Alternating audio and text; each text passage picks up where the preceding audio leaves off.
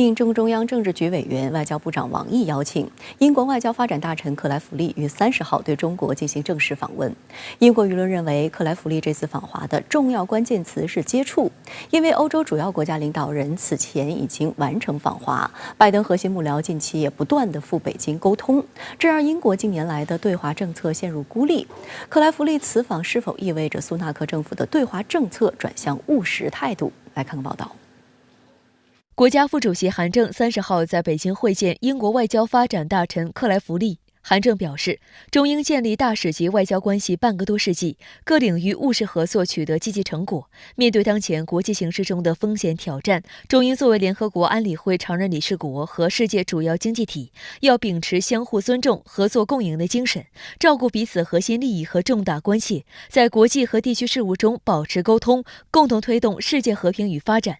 经贸合作是中英关系健康稳定发展的基础，两国政府要为企业创造良好营商环境，积极探索务实合作新增长点。但是这个问题，这次中国英好啊，进一步推动中英两国双边的关系健康稳定发展。克莱弗利表示，中国是具有全球影响力的重要大国，在国际治理中日益发挥重要作用。英方赞赏中国对世界经济和减贫事业做出的重要贡献，愿同中方加强高层交往和战略沟通，凝聚共识，深化合作。It is important that countries like ours meet and speak face to face on regular occasions to enhance understanding.To avoid misunderstanding and to address the challenges. 外交部发言人汪文斌表示，维护和发展好中英双边关系符合两国人民共同利益。希望英方同中方一道，秉持相互尊重精神，深入交流，增进理解，推动中英关系稳定发展。外媒普遍提到，这是英国外交大臣5年来首次踏上中国的土地。克莱弗利也是疫情以来访华的最高级别的英国官员。他的访华显示英国政府有意修复受损的中英关系。值得注意的是，英国商业和贸易部国务大臣多米尼克·约翰逊也表示，计划将于近日访华。观察指出，苏纳克希望其重要内阁成员尽快实现访华，与白宫对华接触日程安排有异曲同工之妙。这个相当于是中英关系的一次回暖，包括是一次再接触吧。因为我们知道，那么中英关系受到了疫情还有和双方这个政治氛围的这个影响，那么这种高层对话、高层交流受到了很大的阻碍。那么他的这一次访华，那么标志着是英国高层对于中国的一次破冰之旅。郑州卫视注意到，今年4月，英国中国商会启动中英公益共筑和谐系列活动，其中包括威斯利花园中国蝶恋亭修复工程竣工仪式。这座木结构亭子取意自《梁祝爱情故事》，2005年赴英国参展，获得汉普顿皇宫园林艺术花展1等奖。展览结束后，蝶恋亭被赠予英国皇家园艺学会，落户威斯利花园。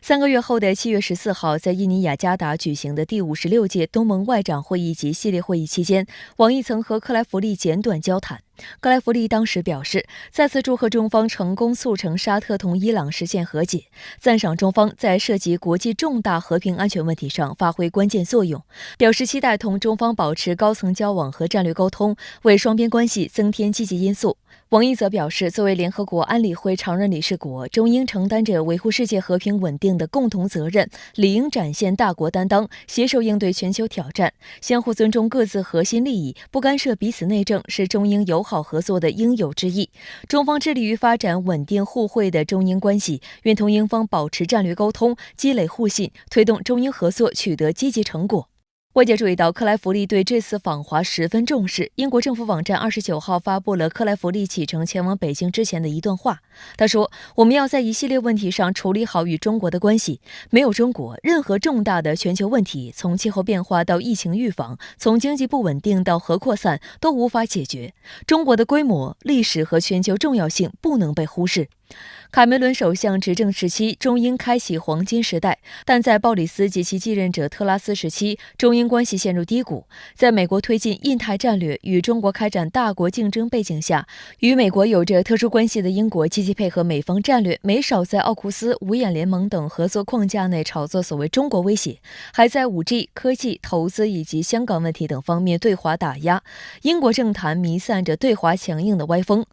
值得注意的是，去年10月苏纳克接任首相之后仅1个月，就在其首场外交政策演说中提及与中国的关系。他当时表示，中英黄金时代已经结束，但英国需要稳健的实用主义。英国政府无法忽视中国在全球事务中的重要性。英国广播公司报道称，苏纳克政府面临着来自议会后排议员的压力，这些对华鹰派要求他继续对华强硬。克莱弗利在访华前也回击了保守党内对华鹰派，指责他中国之行是不够强硬的批评。他说，英国希望对华加强经贸联系，不与中国接触才是软弱的表现。克莱弗利强调，英国政府希望重启与中国的关系，与中国在气候变化等问题上开展合作，并愿在不构成国家安全问题的前提下加强与华经济联系。他强调，他将向中方表达英国欢迎中国的投资。在政府以及这个保守党内部，那么一些这个对华鹰派的政客，那么将这种对华越来越强硬视作某种的这种政治正确。然而，在一些理性务实的人士看来，那么这些做法并不符合于英国自身的这个国家利益，反而使得英国的这个外交在这种大国外交中处见一个更加被动的这样一个地位。那么因此呢，那么克莱弗利是选择一种务实的这个态度，那么通过交流接触，逐步的去推动中英关系走上朝着正确的这个方向去迈进。但外界指出，英国更需要拿出实际行动来兑现这一承诺，而不是空谈。去年底，英国政府向投资该国纽波特晶圆厂的中国芯片企业安氏半导体发出告示，要求其出售至少86%的股份，理由是对国家安全的担忧。而此前，英国政府已经通过了这一投资审查。英国政府这种毁约的做法令国际商界大为震惊。实际上，中国是英国在亚洲最大贸易伙伴。2022年，中英双边贸易额达1033亿美元，中英双向投资存量501.2亿美元。数据还显示，中国的营商环境受到英国投资者的青睐。今年前4个月，英国对华投资同比增长了323.7%，仅次于排名第1的法国。源源不断来自英国的投资流量展示了中英关系另一个真实的侧面。英国商界有着深化与中国经贸发展的强烈愿望。克莱弗利此访有一个重要的背景，在他赴北京之前，美国与部分欧洲国家正积极推进与中国高层的接触。自去年11月至今，德国、西班牙、法国领导人已相继访华，而自今年6月以来，已有4位美国政府内阁级别官员开启中国行。英国卫报分析称，这一与中国对话的国际趋势有可能让鹰派的英国陷入孤立。值得注意的是，苏纳克政府的对华政策也出现微妙变化。一方面，英国脱欧后陷入经济复苏乏力的疲态，是增长率最低以及通胀最严重的7国集团成员。另一方面，本月初，美国总统拜登签署行政令，设立对外投资审查机制，限制美国主体投资中国半导体和微电子、量子信息技术和人工智能领域，还声称要拉盟友一起加入。但其铁杆盟友英国对拜登的行政令表现克制。克莱弗利告诉《金融时报》，英国没有立即效仿美国的计划。那么英国，在中美2个大国之间呢，它处于一个比较微妙的这样的一个位置。英国过去曾经因为对美关系上面而影响到了这个对华关系。那么未来它如果要是选择在这种克服它自身的这种经济以及国际政治方面的这个挑战，那么它必须得在之间采取更加平衡的方式来处理它与全球前2大国之间的这个关系。